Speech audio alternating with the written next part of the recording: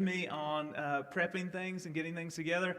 We're kicking off a series today called The Generous Life, and I asked Bond if he would to go around and film different of you this week and talk to you about what it means to live a generous life.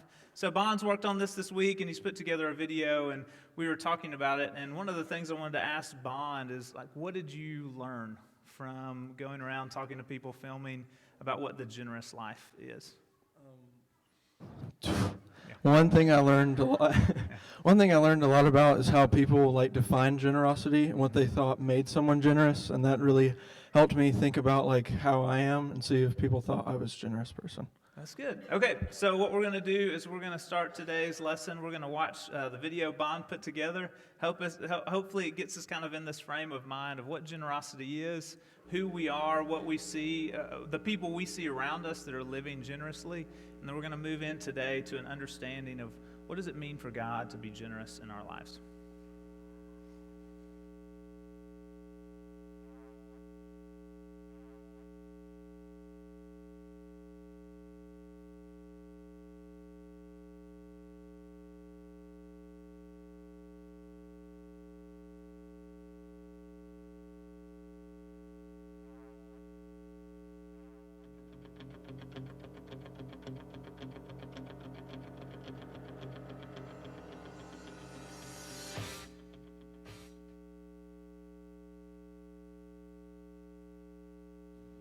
What are some ways we can give back?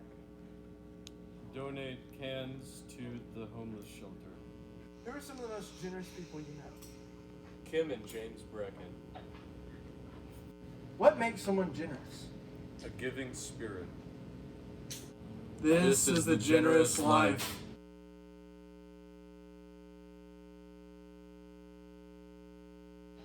What are some ways we can give back?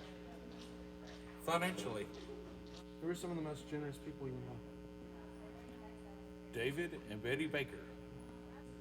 What makes someone generous? Their heart. This is the generous life.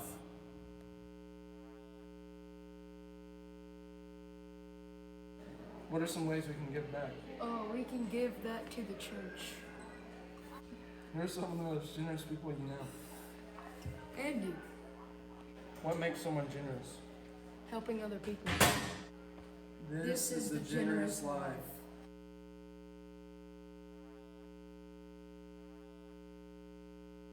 What are some ways we can give back? I think we can give back by using our talents to bring others to God and bless the people around us. Who are some of the most generous people you know? I think the Hintons and all they do with mission work and always mentoring to younger people, and my parents, because they are constantly trying to do stuff for other people and help other people even like when they have so much going on in their life. What makes someone generous? I think somebody is generous who can constantly put other people before themselves and focus on others. This is the generous life.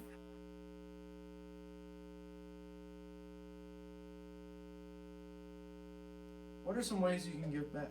By giving money to the church. Who are some of the most generous people you know? Andy. What makes someone generous? Selflessness. This is the generous life.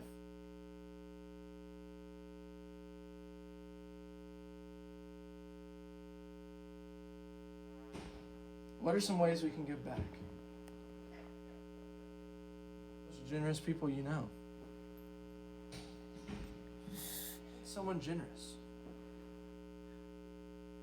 This is the generous life.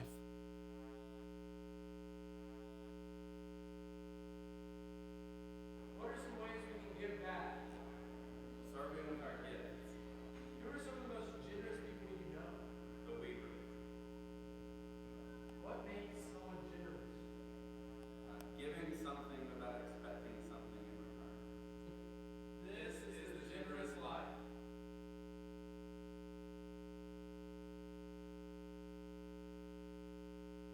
Appreciation for introducing us to the generous life. I'm thankful for the responses that he got and the definitions that we have to work through this morning, especially Murphy Shannon. I feel like he really nailed it this morning. He was the baby representation, if you did not know. As we move into this conversation that we're going to be walking through for the next 4 weeks, I thought through one of my favorite interactions that Jesus has, and that's in John 4, where Jesus talks with the Samaritan woman. And as he's talking with the woman, he goes to her and he says, I need a drink of water. Would you get me a drink of water? And the woman says, do you know what you are doing? You are a man, an Israelite man. I am a woman, a Samaritan woman. And then Jesus responds to her in a very profound statement that I think we may miss or gloss over. And this is what he said. If you understood the generosity of God, if you understood the generosity of God and who I am, you would be asking me for a drink, and I would give you fresh, living water. So as we embark on this month of the generous life, the question is, do we understand the generosity of God? As we look at our own lives and see how we have been blessed, how we are where we are because of the generous gifts of the people in our lives who have come before us, who have given to us out of the generosity that has been given to them, out of the generosity of God in their lives, they've given generously to us in experiencing that generosity of God. I want to think through what is it going to look like for us using the gifts of His generosity, of God's generosity in our lives. Understanding what He has done, understanding the generosity of God so we can move on in our lives to live generously. I think we miss what God has done for us, through us in a generous way, and that's why sometimes we are not as generous in our own lives. So when I was 15, we started looking for a car, and so I was really quick. I really wanted a car. I started working when I was 14, mowing lawns in my neighborhood, got a little business together, put some money away, had been saving for 2 years. I started looking for a car at 15. By the time I got to 16, I'd been saving for 2 years, had the money, was ready to go buy a car, and called. My dad and I were talking about it, and then we got a call from my great uncle who lived in Sevierville. And he said, hey, has Andy found a car yet? And my dad said, no, he hasn't found a car. He said, well, I really want him to come look at my car. And I was like, I don't even know what kind of car he has. Like I'd had my sights set on a Jeep. I really wanted a Jeep. I'd been saving for a Jeep. And my great uncle said, really like for you to come look at my car. And I said, okay, well, so we'll drove to Sevierville. We looked at his car, and he had a 1985 Ford Thunderbird. It's 2001 at this point, and I am 15, about to be 16-year-old boy. And so in my head, a 1985 Ford Thunderbird, which is only a year, it was made a year after I was born, was not the car that I thought that I really wanted. This was not the car I'd been saving for. But my great uncle kept saying, hey, I really think this is a great car for you. This is a great starter car. You'll love it. And I was like, no, no. I've been working for 2 years. I'm not going to come and buy your 1985 Ford Thunderbird. And so at this point, most of those cars were breaking down. They were in junkyards. Like I'd seen them in bad situations in town. I did not want to buy this car from him. And so I said, well, what do you want for it? And he said, well, actually, if you'll just buy my groceries, you can have the car. And I was like, this isn't good. Like, I just drove from Nashville to Sevierville to pay for groceries for a car that's not going to get me home. And so I talked to my dad, and I was like, I don't know, man. This seems real weird. Like, I love Uncle Bill. Not sure this is my first car. And Dad was like, no, Andy, I think this is a good situation. You'll be able to save your money. If you want to put money into the car, if the car doesn't work out, you can always buy something else down the road. Why don't you do this? So I said, okay. I went and took Uncle Bill to the grocery store, bought his groceries, got the keys to the Thunderbird, and drove it home. So I drove that car for the next year and a half until someone backed into me. And when they did, it ruined, oh man, it hurt so bad. Because that was my first car. I fell in love with that car. What I didn't realize is when I bought the car, if you know anything about that model, is how big the engine is in that car. It was actually a major problem for a 16-year-old boy to be given that car because there were quite a few races that ensued after getting that car. And so what I did not know that had happened behind the scenes made all the difference to me, but I did not even know the story until after the car had been totaled and gone. My grandfather had watched me working to save money for a car for the last 2 years. And so he called my great Uncle Bill because he knew the car was in good condition. He thought it would be a fun car for me. He knew better than I knew about what I would enjoy in this car. And he called my great uncle and said, "Hey, I would like to buy this car from you. And I want you to call Andy and say you want to sell it to him. And when he comes to buy it, I want you to ask for something ridiculously low in payment for it."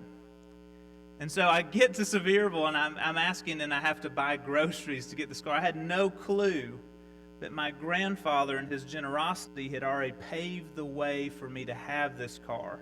And it was a car he wanted me to have. After I found this out, years after the car had already been totaled and gone, it hit me.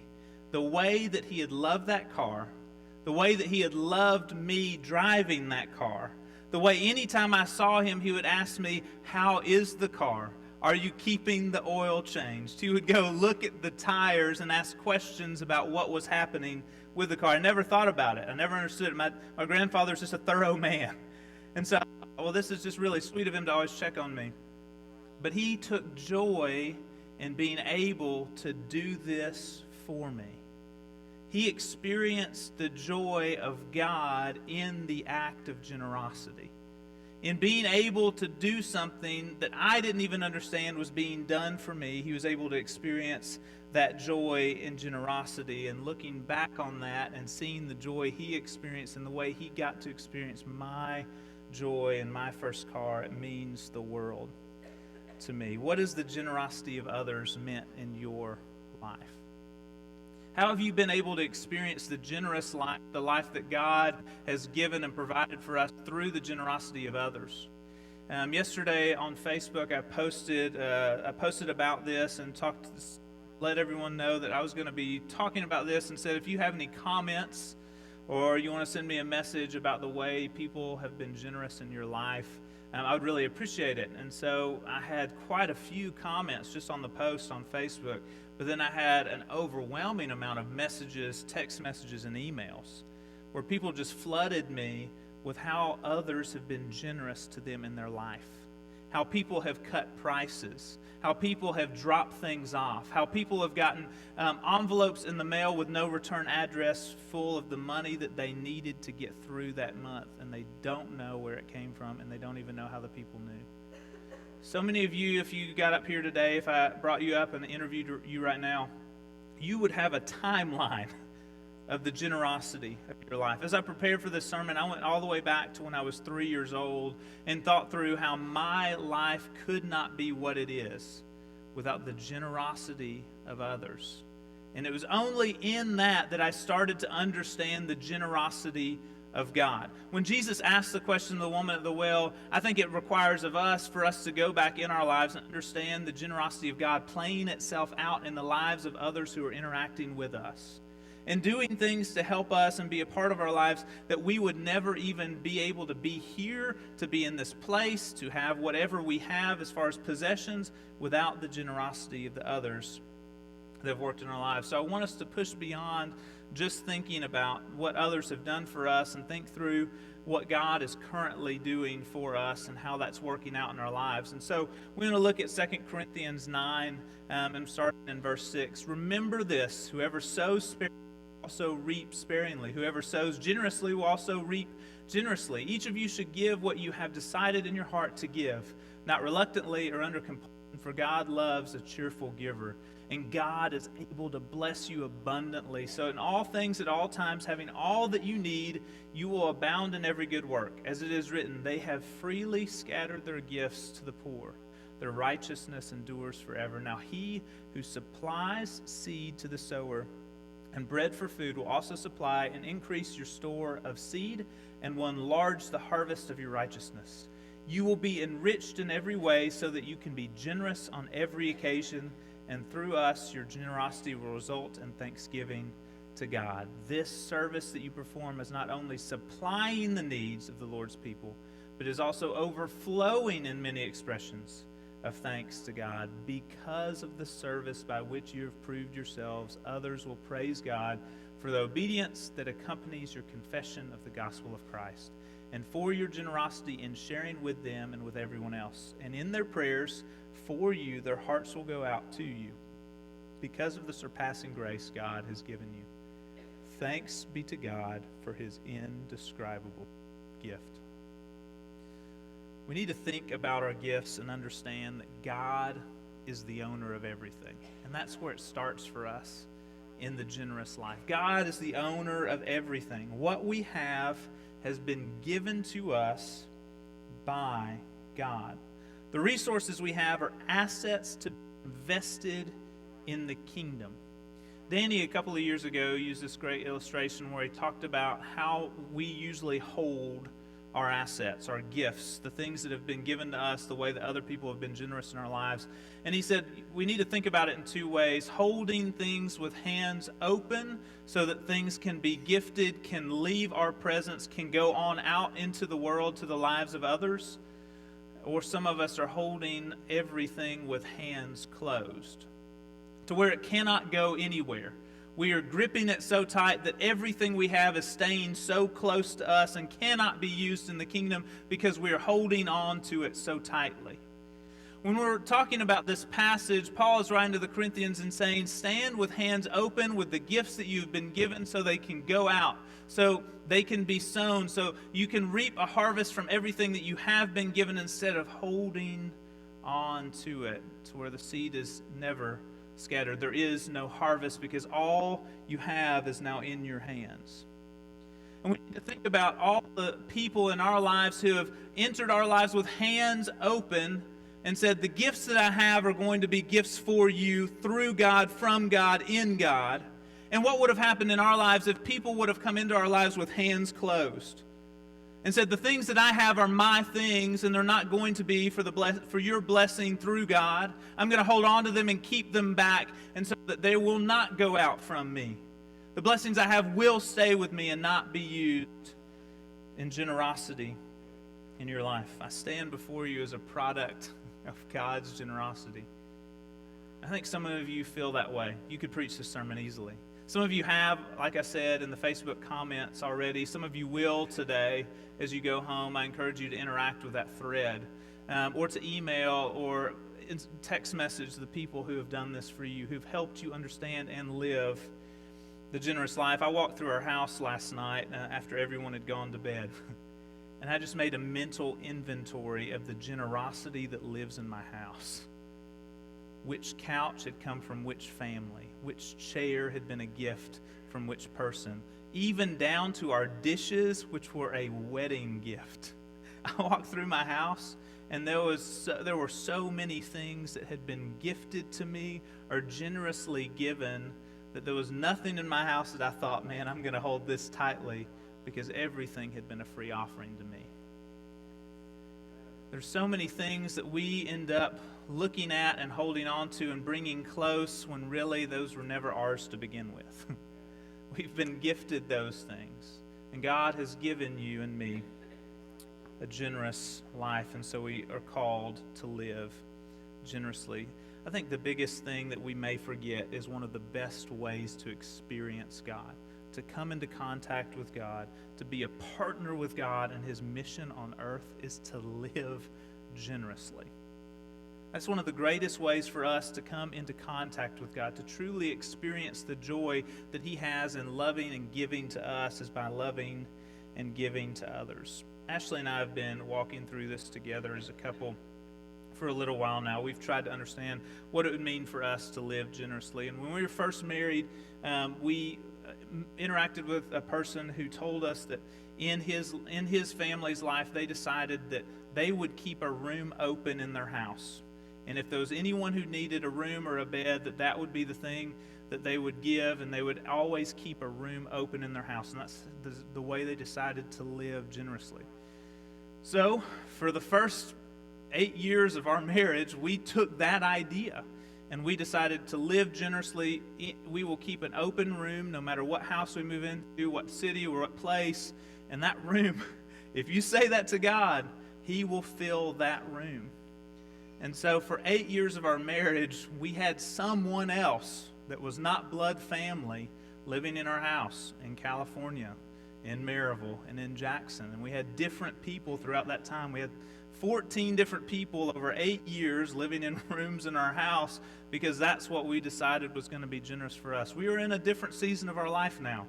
Our family is growing. We don't have a room in our house anymore. And so we started talking about what is it going to look like for us to try to practice this idea of generous life, to give what has been given to us.